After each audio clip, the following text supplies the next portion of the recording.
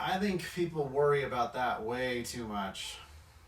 I don't advise people to think about that or reserve tests or be super precious about that. I mean, the demon drilling by default saves those newer tests for practice sections and for practice tests. And in our classes, we use questions in, like my class, for example, we use older tests mostly for individual questions so that we can save the newer tests for timed sections and timed practice tests.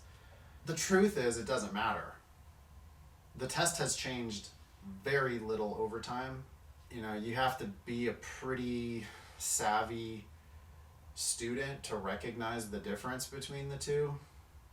And so I really don't think it matters. I would not worry about saving tests. But I would. I mean, the part you've got right, Caitlin, is that you are focusing on, I'm a sub 150 student. I need to learn how to nail those first 10 in every section. And if you're a sub 160 student, you need to learn how to nail the first 15 in every section. One question at a time. It comes from, drilling. You do one question or one game or one reading comp passage, and then you get really serious about why you missed any question that you missed, or even any question that you struggled with. Why was this hard? It shouldn't have been hard. Why was it hard? What am I missing here? And when you do timed sections, you still have to go back and do that review. That's one thing that people miss a lot, is that they'll be like, well, I've got 2.5 hours today, so I'm going to take a practice test. And it's like, well, wait a second.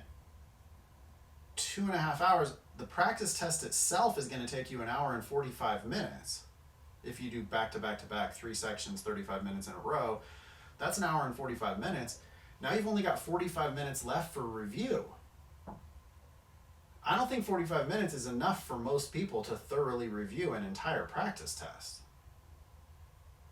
So, because, really? Are you going to actually look at every single mistake?